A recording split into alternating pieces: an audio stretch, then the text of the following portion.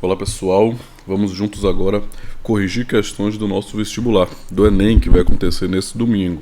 E aí o que eu fiz aqui? Eu preparei um esquema para a gente estar reconhecendo a nossa prova, entendendo como é que ela funciona dentro dos temas de história, e ao mesmo tempo a gente está depois estudando os principais assuntos que caem de história no nosso vestibular a partir das questões.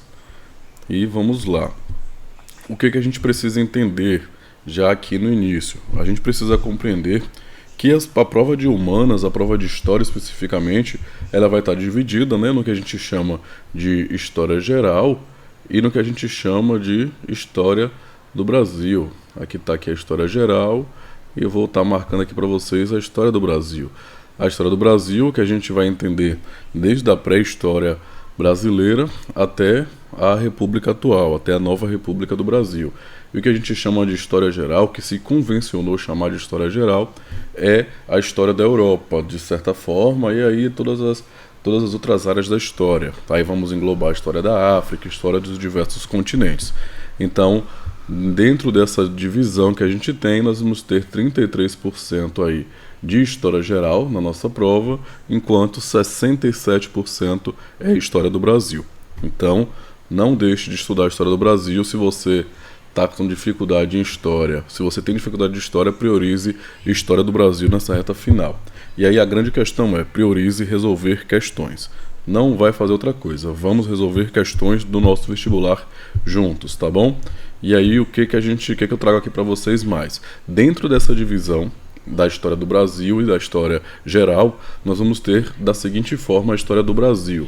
A gente vai ter majoritariamente a Terceira República, que é a República atual, que a gente chama de Nova República do Brasil, com 22,4% da nossa prova. Então, já sabe onde vai priorizar. Terceira República, história da República atual. E aí, em seguida, nós vamos ter o Brasil Império, que aí vai ser onde corresponde desde a independência do Brasil, com a entrada do imperador Dom Pedro I, até o Segundo Império, até o período regencial e o Segundo Império com Dom Pedro II. Tá bom? Se vocês não estiverem me ouvindo bem, vocês mandam aí no chat que eu aproximo aqui o microfone, tá? E peço aí, já que vocês vão curtindo a nossa live, vão clicando aí várias vezes, compartilha com seus amigos que estão precisando aí, que estão na reta final do Enem. E me contem no chat, você vai fazer o Enem? Você tem facilidade em história ou você tem mais dificuldade em história? Como é que você está aí nas matérias das ciências humanas? Como que está aí? Compartilhe com seus amigos aí, que é muito importante aí para quem está nessa reta final. Ali, depois do Brasil Império, nós vamos ter aqui a Era Vargas, que é muito importante, que caiu muito, porém, nos últimos governos, aí no governo passado, do inominável, né, do Bolsonaro, ele acabou tirando, de certa forma, as questões de Era Vargas e as questões de ditadura militar. Acabou aparecendo pouco, porém, agora com essa mudança de governo, é muito provável que o novo governo, aí, o governo Lula, acabe retomando as questões de Era Vargas para o nosso vestibular, para a nossa prova. E aí nós vamos ter em seguida, depois de Era Vargas, o Brasil Colônia e a ditadura militar, que são conteúdos importantíssimos que estavam aparecendo pouco ainda no nosso vestibular, mas que também cabe esse estudo. E aí o que a gente vai fazer? A gente vai estar estudando agora a partir da resolução de questões. Beleza? Então já manda para os seus amigos aí para a gente ver. Agora, antes da gente resolver a questão, nós vamos nos ater aos conteúdos de história geral, dessa história da Europa, né? Do que está se caindo de vestibular, do que está caindo no nosso vestibular da história geral. Nós vamos ter aqui, em grande parte, a Segunda Guerra Mundial, só que a gente tem que ter a consciência de que a Segunda Guerra Mundial não é somente o conflito da Grande Guerra, mas aí ela vai estar distribuída em vários aspectos, né?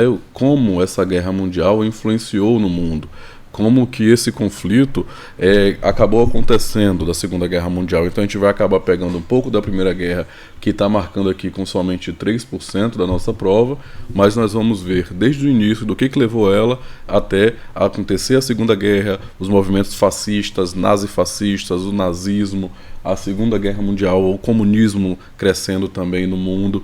Então nós vamos estar estudando vários aspectos dentro desse da Segunda Guerra Mundial.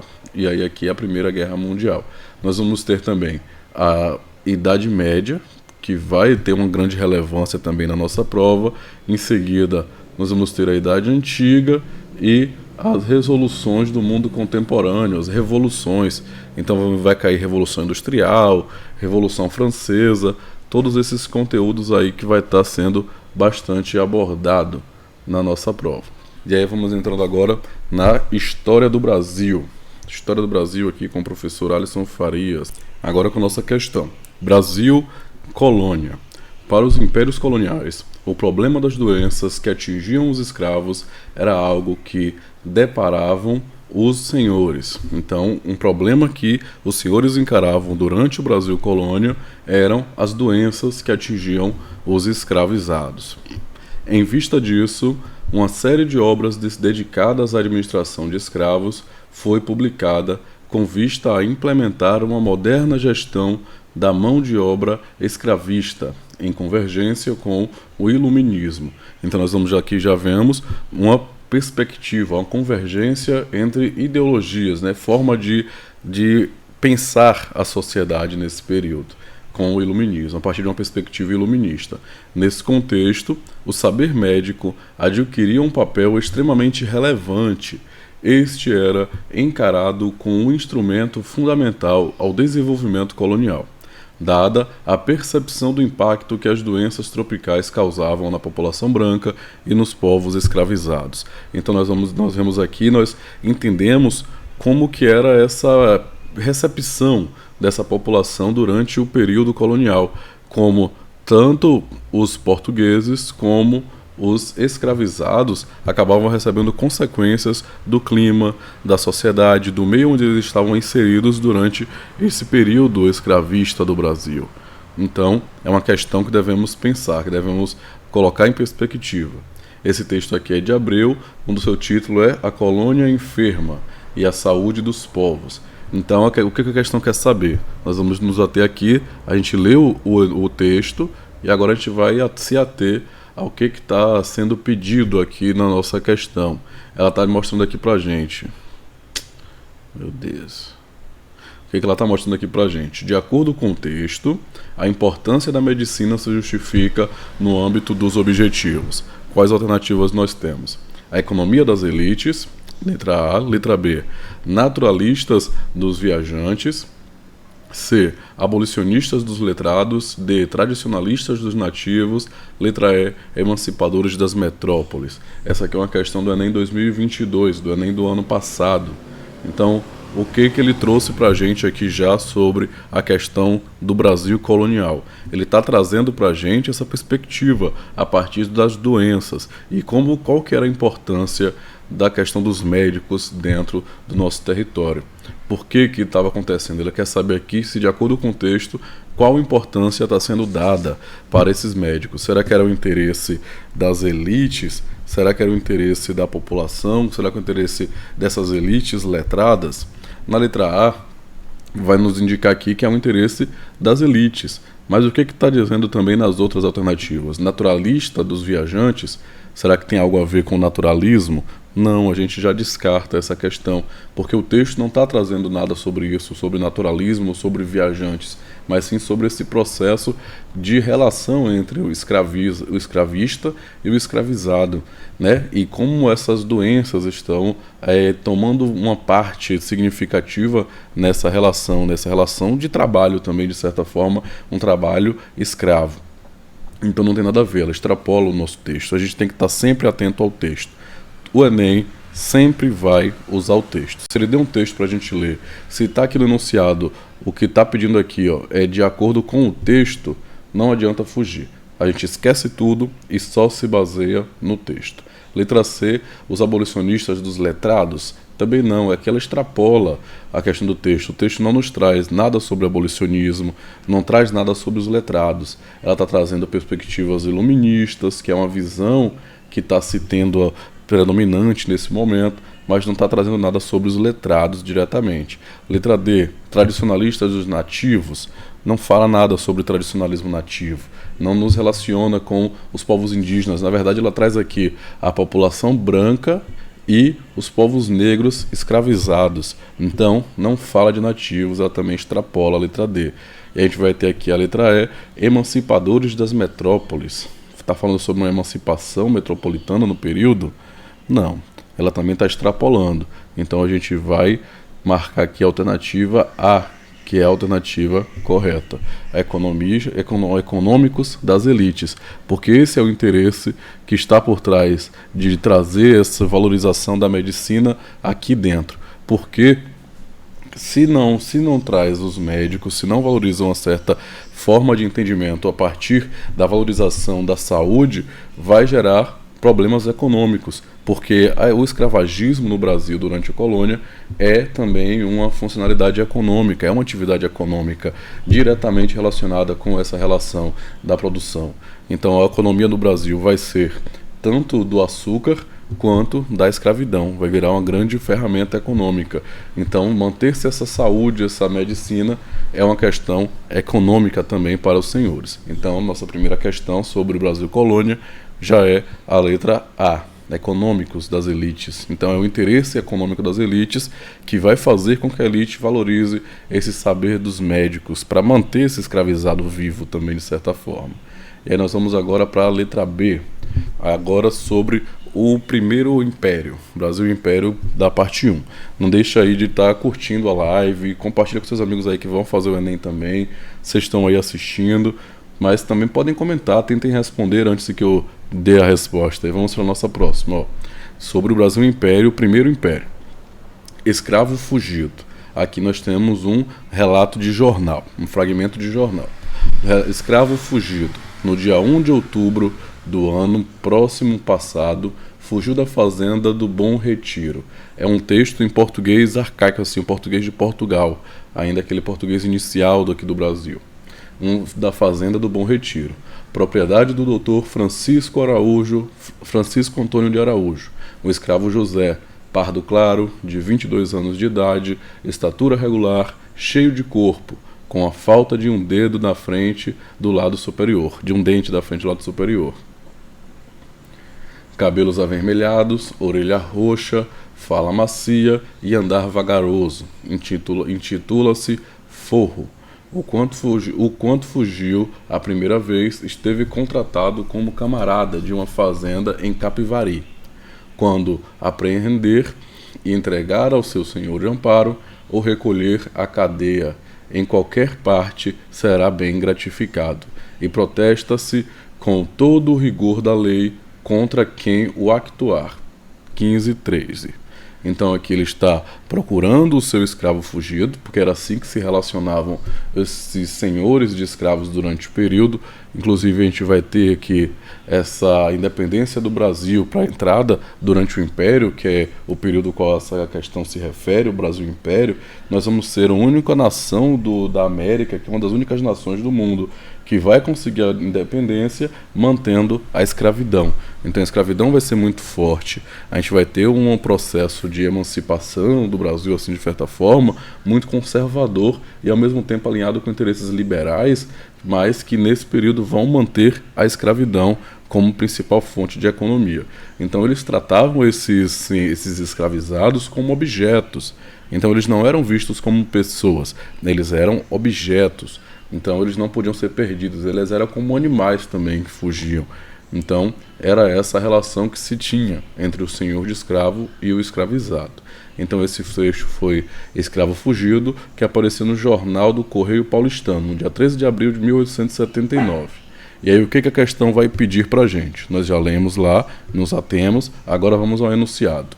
No anúncio publicado na segunda metade do século XIX, qual estratégia de resistência escrava apresentada?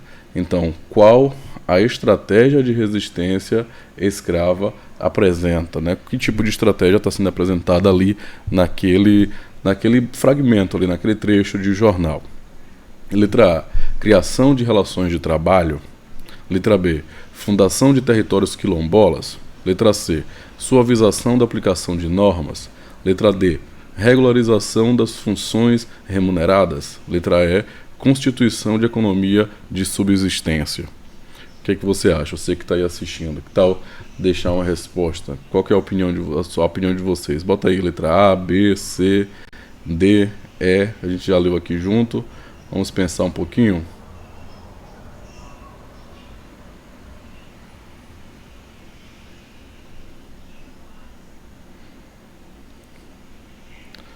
Vamos seguindo. Agora vamos analisar as alternativas. Na letra E, constituição de economia de subsistência.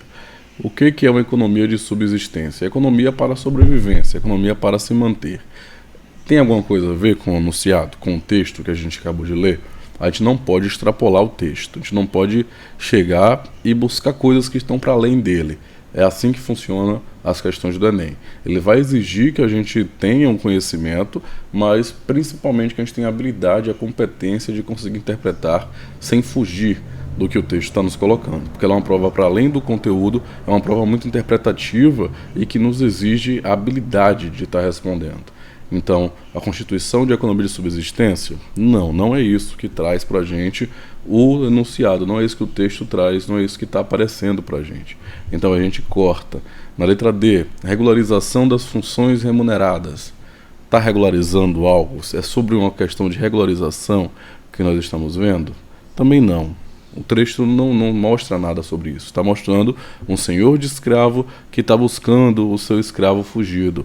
Então a gente já retira duas questões. A gente vai eliminando assim, a gente vai relacionando e vai eliminando. Então, E e D a gente já elimina. Letra C, suavização da aplicação de normas.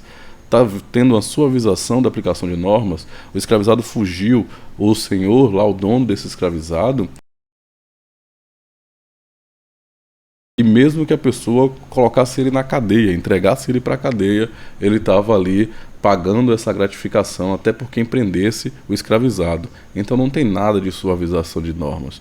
Muito pelo contrário, depois disso aqui, com certeza eles vão reprimir ainda mais. Então a gente já tira 3 alternativas aqui que já são cortadas. Nos sobra a letra B e letra A. Na letra B, fundação de territórios quilombolas.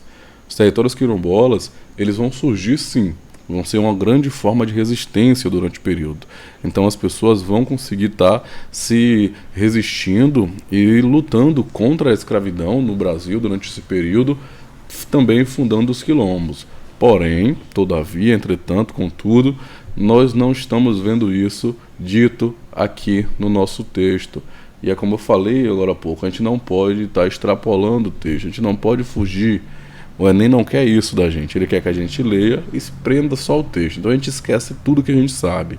Então não dá para dizer que é essa relação de construção, de fundação do território quilombola. E aí nos sobra a alternativa A, que o que ela vai nos dizer? Ela vai trazer para a gente aqui a criação de relações de trabalho.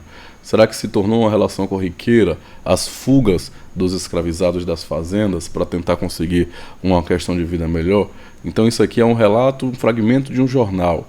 Nesse período foi muito comum, uma das formas de resistência era de fato a fuga. Então, de toda forma, nós podemos considerar isso aqui como uma relação de trabalho. Uma relação de trabalho explorador, escravagista, escravocrata, mas não deixa de ser essa relação de trabalho que está acontecendo no período, de trabalho de exploração. Se tornou comum essa relação do escravizado fugir das terras do senhor. Então, nós já terminamos aqui mais uma questão. Vamos agora para a próxima. Já foi mais uma com letra A. Vamos para a próxima, na terceira questão aqui da gente de hoje. Vamos agora para o Segundo Império. Não, nós vamos agora para a parte do Império, a gente já termina. Aqui a gente vai estar pegando um pouco do Brasil República, da Primeira República do Brasil. Então vamos, o que a gente consegue estar vendo aqui, ó. Chamando o repórter de cidadão, em 1904, o preto acapoeirado justificava a revolta. Era para não andarem dizendo que o povo é carneiro. De vez em quando, é bom a negrada mostrar que sabe morrer como homem. Para ele, a vacinação em si era importante, embora não admitisse de modo algum deixar os homens da higiene meter o tal ferro em suas virilhas. O mais importante era mostrar ao governo que ele não põe o pé no pescoço do povo. E aí qual é a primeira coisa que a gente faz aqui, a gente lê nesse texto? A gente tenta identificar o período, porque a prova não vai dizer para você, ó, essa questão aqui é sobre tal período, como eu estou fazendo. Mas aí com algumas questões, alguns detalhes, a gente consegue identificar. De quando é o texto? Ele está se referindo aqui a 1904. Então a gente já tem aqui o período que já é posterior à proclamação da República, a proclamação da Primeira República do Brasil. Então é sobre esse período que a gente está falando. Já se terminou a Lei Áurea, que vai ser lá sancionada em 1888. Então aqui já é depois. Então a gente já está na República. E aí durante a República a gente sabe que houveram grandes conflitos, diversos problemas perpassaram durante a República Brasileira.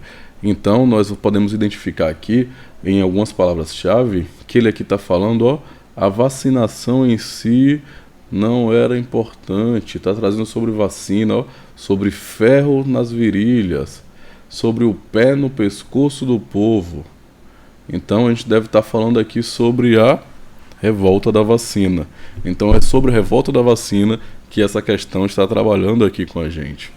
E aí o que ele vai falar? Tem até o livro aqui, mas você reconhecer o livro já é uma exigência um pouco grande. Eu conheço esse livro porque eu li na graduação, Os Bestializados, o Rio de Janeiro e a República que não foi. Se a gente até se não conseguisse identificar pelo enunciado, a gente poderia identificar por aqui, Rio de Janeiro e a República. E a gente consegue conseguir especificar ainda mais porque onde é que acontece essa revolta da vacina, que ele está falando aqui sobre vacinação, é de fato no Rio de Janeiro que ela vai estar acontecendo. Então é uma questão sobre a revolta da vacina durante a República. E aí o que o enunciado vai pedir para a gente? A referida revolta, ocorrida na cidade do Rio de Janeiro, no início da República, caracterizou-se por ser uma. Então, qual que é a característica da revolta que o texto está citando, que a gente já identificou que é a revolta da vacina? Qual que é essa característica? Qual das alternativas aqui consegue caracterizar a revolta da vacina? A letra A, agitação incentivada pelos médicos. Letra B, atitude de resistência dos populares. Letra C, estratégia elaborada pelos operários. Letra D, tática de sobrevivência dos imigrantes. Letra E, ação de insurgência dos comerciantes. Então, qual dessas alternativas será que correspondem a uma característica do que a gente chama de revolta da vacina? Vamos fazer a nossa análise aqui. Alguém quer tentar responder no nosso chat? Letra B, Sheilau.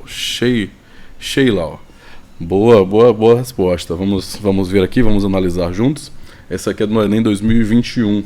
Tá aqui, eu não sei se tá num tamanho bom aqui pra gente tá vendo, mas é do Enem do ano retrasado, Le Demoiselle, letra B, que fácil. Tá vendo aí? Mandando bem. Por quê?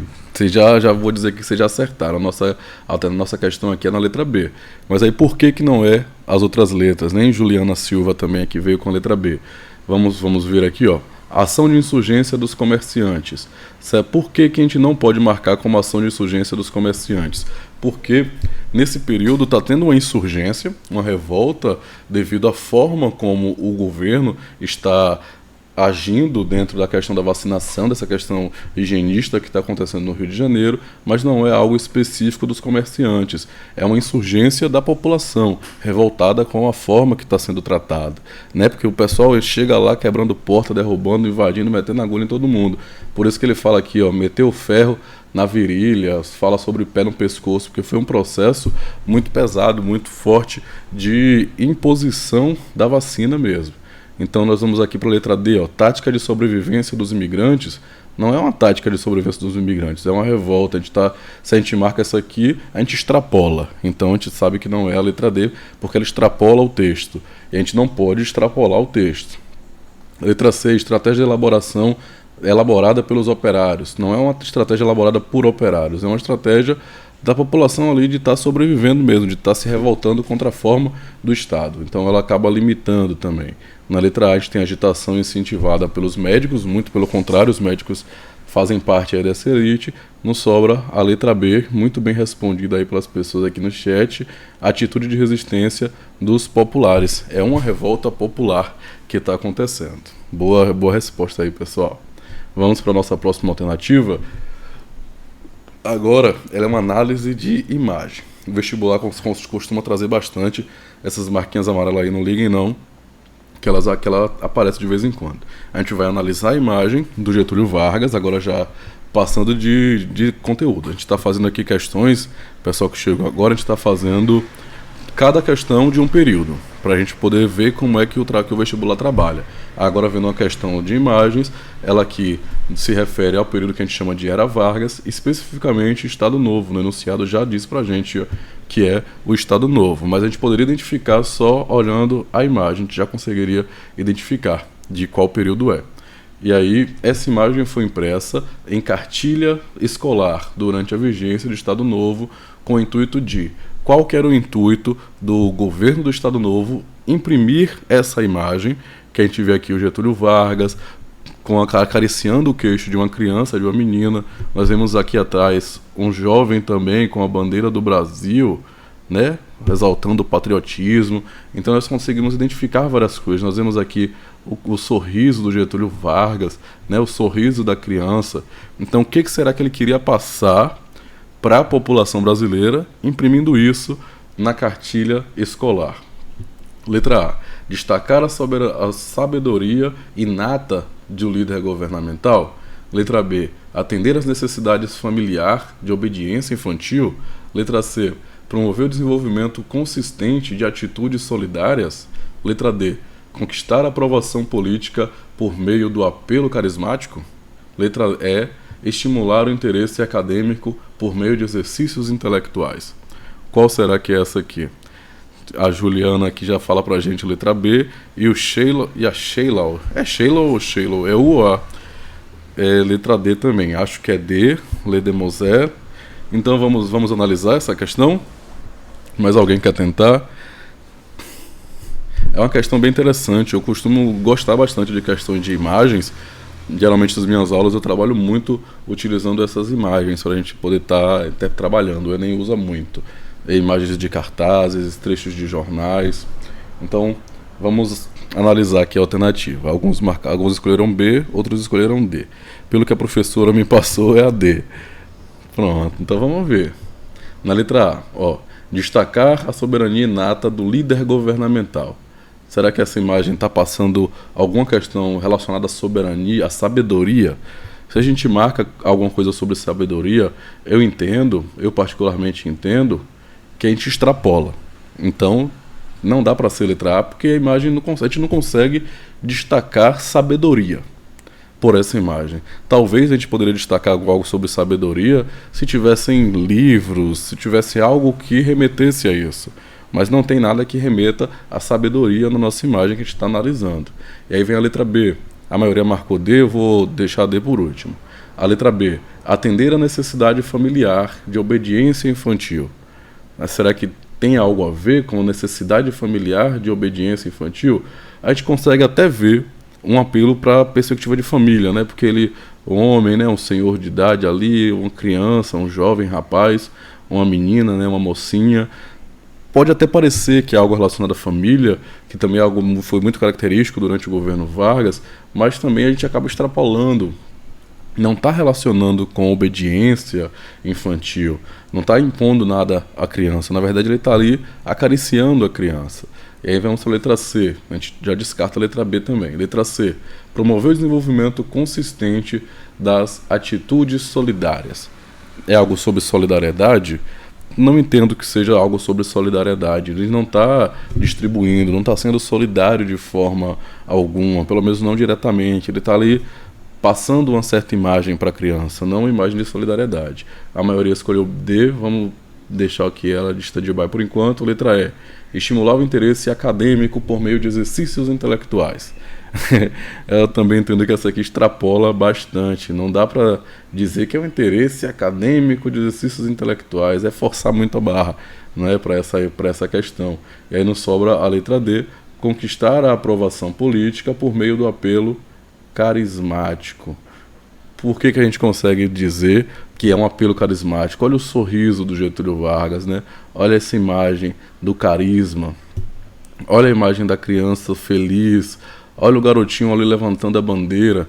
Isso aqui é muito característico do que a gente vai chamar... Vou escrever aqui pra gente ver, ó. O que a gente vai chamar... Não tá ficando a letra. O que a gente vai chamar de populismo. Será que eu consigo escrever? Populismo.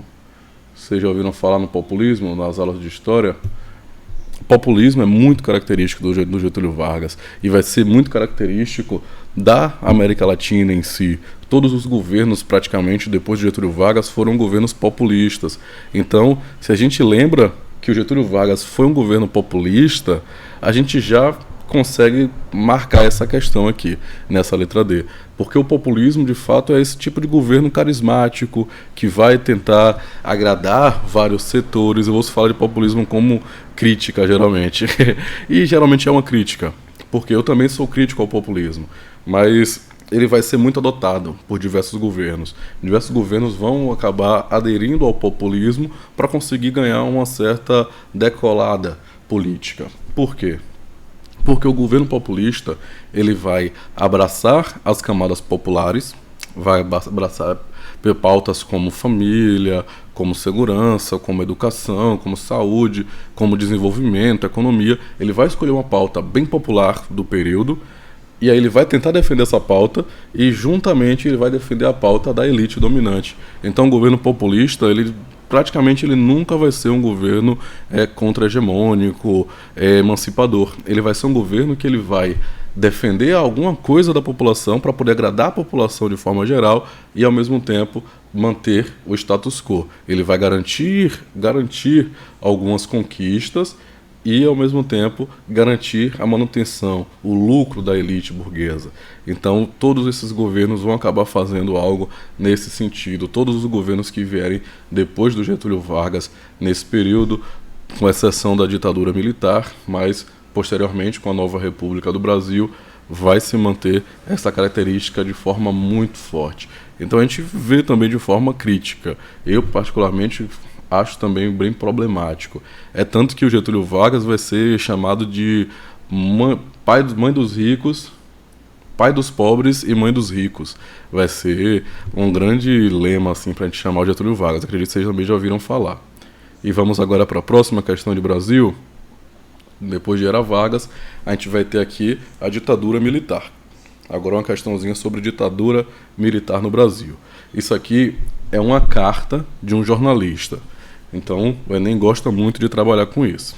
Vamos lá, ó. São Paulo, 10 de janeiro de 1979. Excelentíssimo senhor presidente Ernesto Geisel. Então, a gente aqui já está trazendo para o final da ditadura, né? É o último ali, que vai tentar trazer o fim da ditadura militar de forma lenta, gradual e segura. Os 3 pontos ali para poder estar encerrando a ditadura militar é com Ernesto Geisel. Uma das principais pontos que a gente vai considerar quando a gente fala do governo dele. E aí o que está sendo dito aqui nessa carta? Considerando as instruções dadas por Vossa Senhoria de que sejam negados os passaportes aos senhores Francisco Julião, Miguel Arraes, Leonel Brizola, Luiz Preste, Paulo Stilling, Jorge Bezerra, Márcio Moreira Alves e Paulo Freire. Então, os passaportes foram negados para essas figuras. O que a gente remete? A gente remete ao período de exílio desses camaradas, dessas pessoas que lutaram fortemente. São grandes nomes aqui históricos.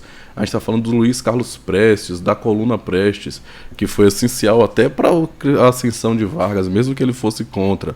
A gente fala aqui do Leonel Brizola, do grande nome do PTB, mas também um grande nome político desse período. Talvez um dos maiores do período que a gente vai ter enquanto política institucional. E a gente vai ter aqui também o Paulo Freire, grande patrono da educação brasileira, que infelizmente não é nem tão adotado assim na educação brasileira, mas um nome forte. Então é uma crítica sobre a negação do passaporte, né? O exílio dessa galera. E aí vamos mais à frente, vamos ver o que ele vai trazer pra gente. Então, desculpa o barulho aí. Considerando que, desde que nasci, me identifico plenamente com a pele, a cor dos cabelos, a cultura, o sorriso, as aspirações, a história e o sangue destes 8 senhores. Considerando tudo isso, por imperativo da minha consciência, venho por meio desta devolver o passaporte que, negado a eles, me foi concedido pelos órgãos competentes de seu governo. Então tá agora retomando. Carta do cartunista Henrique de Souza Filho, conhecido como Enfio. Enfio, Cartas da Mão, Rio de Janeiro, de 1981. Então já próximo do fim. Mas o que o enunciado vai estar pedindo pra gente a partir dessa leitura? Leitura legal, com uma turma muito boa mesmo, Ledemoiselle. No referido contexto histórico, a manifestação do cartunista Enfio expressa uma crítica ao. Então, o que o cartunista está criticando? De acordo com o que a gente viu no texto, a gente não pode extrapolar. Letra A censura moral das produções culturais. Letra B, limite do processo de distensão política. Letra C, interferências militar de países estrangeiros. Letra D, representação social da agremiação partidária. Letra E, impedimento de eleições das assembleias estaduais. O que ele está criticando? O que ele criticou? Vamos dar um tempinho aí, já temos até mais pessoas aqui com a gente. O que vocês acham, pessoal? Qual que é a alternativa que a gente consegue marcar aqui? Sheila escolheu a alternativa A. Censura moral das produções culturais. Mais alguém vai tentar? Ledemoiselle, Juliana. O que a gente consegue pegar aqui? Fez um pouquinho de calor. Acho que eu vou encerrar com o Brasil. Essa tá mais difícil, mas acho que é A. Ou B, dúvida. A gente sempre acaba ficando com dúvidas mesmo. E acaba que o Enem faz muito isso com o estudante, faz muito isso com a gente. É uma prova cansativa, uma prova que exige muito. E a gente acaba confundindo. O pessoal está confundindo aqui A e B. Vamos resolver a questão. Vamos de trás para frente, já que ficáramos aqui entre A e B. Na letra E, o que ela está dizendo? Impedimento de eleições das assembleias estaduais. Houve impedimento de eleições de assembleias estaduais? Houve. E o Enem vai fazer isso com a gente. Ele vai trazer alternativas que parecem reais, mas que parecem não, até que são reais, que são verdadeiras, mas que não são verdadeiras para o que o enunciado está pedindo. E o que ele está pedindo? Ele está pedindo qual que é a crítica dentro desse referido contexto, o contexto do texto. Então, houve impedimento de eleições de assembleias estaduais? Houve. Dentro das assembleias estaduais, tanto a questão legislativa quanto o executivo, não estava havendo eleição. O povo não estava votando, era impedida a eleição. O que acontecia? O presidente do período, nesse caso aqui foi o Geisel, mas durante todo o processo da ditadura militar, o presidente escolhia interventores. Então os interventores iriam chegar lá, iriam governar. Um interventor conhecido da gente que é aqui da Bahia, eu sou da Bahia, vocês são de qual estado, vocês que estão aqui assistindo com a gente? Fala aí. Aqui na Bahia, um dos interventores mais conhecidos foi o Antônio Carlos Magalhães, o ACM, que inclusive o neto dele, o ACM Neto, é descendente de um interventor, uma família aí que é herança da ditadura militar do Brasil, que acabou entrando na política da Bahia, Salvador, Bahia. Então, uma questão histórica aí para a gente entender que o ACM ele não foi eleito logo quando ele veio, ele foi posto aqui, imposto à Bahia como um interventor. E aí vai a família dele se perpetuar na política. Então, há esse impedimento, porém, não é o que a questão está pedindo. Letra D. Representação social das agremiações partidárias.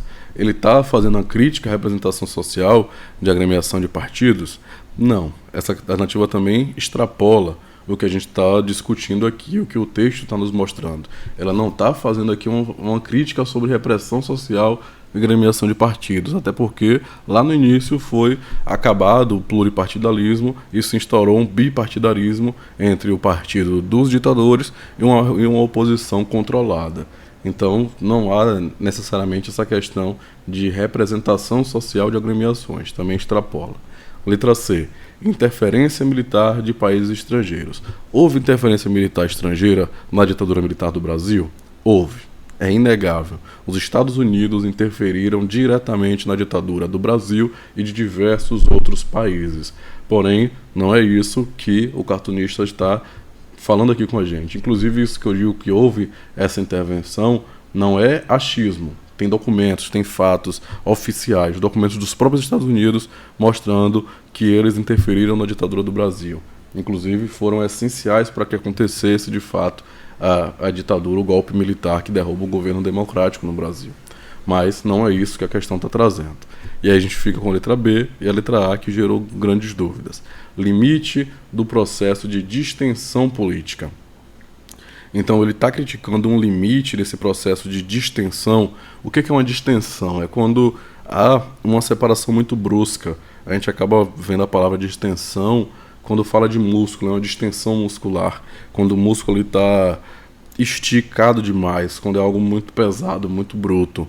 Só que o que a gente pensa? O que eu falei lá no início, a gente está falando aqui do presidente Ernesto Geisel. Qual que era a proposta do Geisel quando entra lá para poder terminar a ditadura? Ele vai propor um encerramento lento, gradual e seguro. Então um processo devagar, que vai ser beneficioso, que vai ser bom, benéfico para os militares. Então essa é a proposta do Geisel. Ele não quer uma distensão. Ele vai organizar para que tudo aconteça de forma tranquila e não dessa forma brusca, entende? Então por isso a gente não marca a letra B. E aí nos sobra a letra A, censura moral das produções culturais. Então há uma grande censura de produção, o Paulo Freire vai ser expulso do Brasil, as manifestações políticas vão ser reprimidas. Então o cartunista, a gente também tem que ver que ele é um cartunista, ele está escrevendo para jornais, para publicações que estão acontecendo, então ele vai criticar algo que relacione também a essa questão da liberdade de expressão, muitas vezes. Então nós temos aqui a alternativa A, que é a nossa alternativa correta. Então ele está criticando a censura que foi feita contra essas figuras. Então quem escolheu A já acertou aí por essas questões. Então a proposta é essa, a gente tentar discutir o assunto a partir da questão, o máximo que a gente conseguir, para quem vai fazer. Vocês vão fazer o vestibular? Me respondam aí e vamos para a questão de Nova República. Essa questão aqui é do Enem de 2015. Enem 2015. Sheila mandou alguma coisa, nem deu tempo de eu ver o que foi. Seguir o criador. Ah, valeu, Sheila. Obrigado por seguir, bem-vindo ao nosso perfil. Então vamos para nossa quinta questão de História do Brasil, para a gente fechar a História do Brasil. O diálogo entre os personagens da charge evidenciam no Brasil o que esse diálogo está evidenciando. Nossa, eu nunca ia instituir isso aí sobre o termo distensão. O Enem exige muito questão de vocabulário, viu, Demoser? Infelizmente, é bem complicado, é bem difícil. O nosso vestibular, ele exige muito nessa nossa habilidade. As questões não são mais conteudistas, elas são muito mais interpretativas agora. Então a gente acaba tendo que associar, descobrir esses vocabulários, essas palavras novas aí, para poder estar associando aos conteúdos, aos termos. Vamos a essa questão. Nós vimos aqui pessoas chegando ali na terceira sessão eleitoral, né? Vamos identificar agora, vamos analisar a nossa imagem. É a terceira sessão eleitoral. De qual período? Da Nova República. A gente consegue ver aqui na imagem, bem pouquinho aqui, 1840 a 2001. Então já está tendo eleições diretas. E aí ele pergunta, e o senhor não cansou esperando a hora de votar para presidente? Então já está tendo eleições para presidente. O que o senhor vai dizer? Não, eu me distraí, ouvindo as notícias. O assassinato de Kennedy, a guerra do Vietnã, o surgimento dos Beatles, a chegada do homem à lua, a invenção do transitor e do microcomputador, os conflitos no Oriente Médio, o surgimento da AIDS, a Guerra das Malvinas, a perestroika na Rússia, o fim do Muro de Berlim. Então ele viu diversos acontecimentos, ele está acompanhando esses acontecimentos que estão rolando no mundo, enquanto estava ali na fila para poder votar. Então o que essa imagem aqui está tentando nos dizer? O que essa imagem nos passa? O que a alternativa quer? O diálogo entre os personagens da charge evidencia o quê? O que está ficando evidente a partir desse diálogo? Letra A. Reinserção do país na economia globalizada. Letra B. Transformações políticas na vigência do Estado Novo. Letra C. Alterações em áreas estratégicas para o desenvolvimento do país. Letra D. Suspensão das eleições legislativas durante o período da ditadura militar. Letra E. Volta da democracia após um período sem eleições diretas para o Executivo Federal. O que? Qual dessas alternativas aí está ficando evidente a partir desse diálogo? Vamos pensar? Será que o mundo é tão complexo assim e que existe uma teia? Ou é só a gente doida fazendo merda? Rapaz, se a gente pensa nas relações do mundo, a gente pode pensar muita coisa. E muita coisa acontece ao mesmo tempo. Às vezes a gente pensa que as coisas estão distantes, mas elas não estão tão distantes, né? Tudo está rolando junto, praticamente. A Primeira Guerra Mundial acontece praticamente ao mesmo tempo que está rolando a Revolução Russa. E é muito próximo da crise de 1929. Tá tudo muito perto. Esses séculos 19, 20, acontece muita coisa pelo mundo, viu, Fábio? Sheila botou D, Le Demoiselle. Ficou na dúvida, né? D e E. Parecem razoáveis. Parecem razoáveis.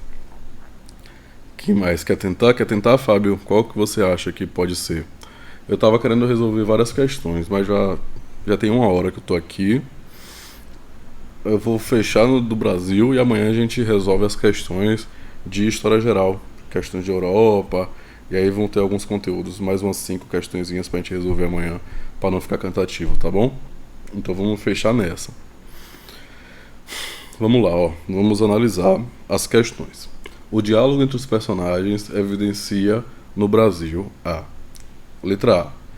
Reinserção do país na economia globalizada. Será que a gente está vendo algo relacionado à reinserção econômica? A gente está falando de quê aqui? Qual é o conteúdo? O conteúdo é Nova República.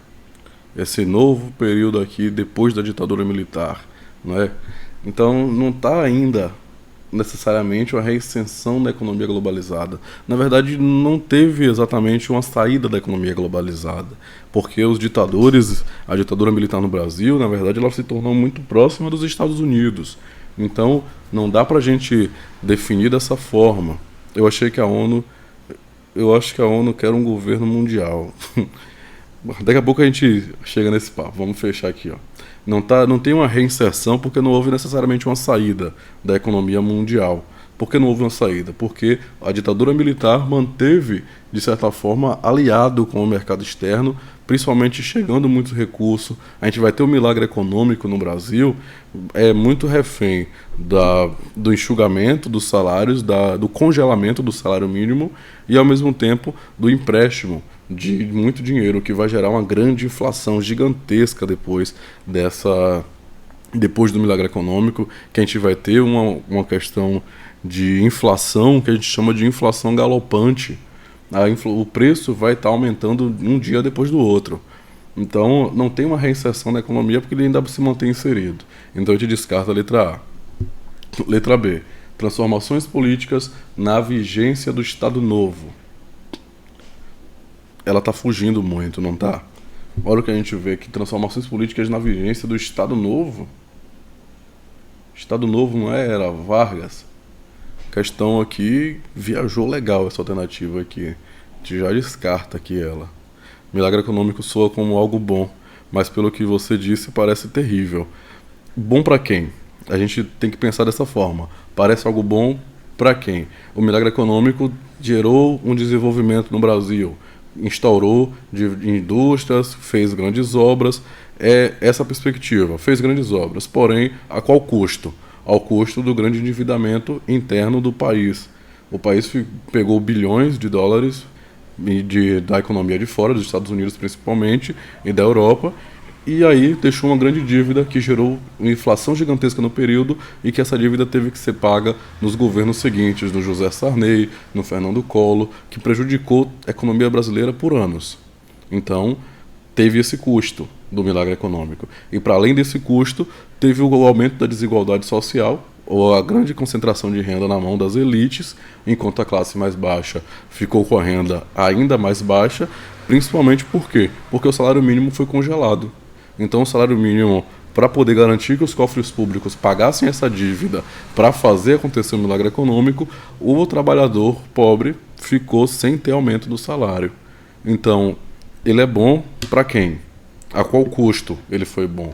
Ao custo do salário do povo, ao custo das dívidas, do aumento dos preços, de ter um grande problema econômico no país. Esse é o custo do milagre econômico. Então não dá para a gente dizer que é bom. O termo de milagre, para dar essa denotação de divindade, né, divina, mas algo cheio de problemas, né, cheio de poréns. Eu sou muito leigo, mas a exemplo de outros países, menor imposto, melhor ao país. É uma questão que exige um debate. O que é o imposto? Para que o imposto serve, né? O imposto é para manter o funcionamento de algo. Sempre vai ter algum destino para o imposto. O Brasil tem impostos altos, mas diversos países também têm impostos altos. Agora, esse imposto também é para manter alguns funcionamentos de algumas questões. Então, é um debate que a gente precisa entrar. Talvez até uma live só para debater isso. Seria interessante. Vamos voltando aqui. Letra C. Alterações em áreas estratégicas para o desenvolvimento do país. Então, esse está nos remetendo a isso? Não. A gente foge também se a gente dizer que é a letra C, porque ele está aqui se referindo à eleição para presidente. É isso que a imagem está trazendo para a gente. Então, ela extrapola na letra C. Letra D. Suspensão das eleições legislativas durante o período da ditadura militar. A gente entende aqui que já é depois da ditadura militar. Já é 2001, se a gente vê ali na imagem. O pessoal já votou. Então, esse diálogo não está se referindo a nada disso, sobre suspensão das eleições legislativas. Teve suspensão? Teve. É como eu disse lá nas outras questões. O Enem às vezes vai trazer informações reais, porém que tem uma denotação errada para o que a questão está pedindo. Isso aconteceu? Sim. Mas não é isso que a questão está pedindo. Não está falando sobre essa legislação durante o período da ditadura, mas sim sobre o período que já está tendo eleição. A gente tem que olhar aqui, ó, terceira sessão eleitoral. Você não se cansou esperando aí para votar? Não, eu não me cansei, que eu estou aqui vendo as notícias. Então, estou feliz. Olha o sorrisinho na mão do coroa. Tá vendo? Então, não traz isso. E aí nos sobra a letra E. Volta da democracia após um período sem eleições diretas para o Executivo Federal. Terceira sessão eleitoral, uma sessão de eleição. Pergunta se ele não cansou para votar para presidente. Qual é o Executivo Federal? O Executivo Federal é o presidente. Então, o coroa ali está sorridente, então ele não cansou. Então ele está contente com essa volta da democracia, com essa possibilidade de votar no Executivo. Só para a gente fechar, Executivo é o poder maior, digamos assim. Mas aí nós temos outras divisões, vocês lembram? Executivo, Legislativo, Judiciário, que são o alicerce aí da política brasileira, né? Iniciado com os pensamentos dos pensadores iluministas. Então, nossa alternativa certa dessa questão aqui de nova república é letra E, a volta da democracia. Então é isso, pessoal. Tem outras questões de história geral, mas eu vou deixar para a gente responder amanhã. Foi muito legal estar aqui com vocês. Sigam aí se vocês não seguem ainda. Amanhã, provavelmente nesse mesmo horário, 9 horas, eu vou estar por aqui resolvendo questões.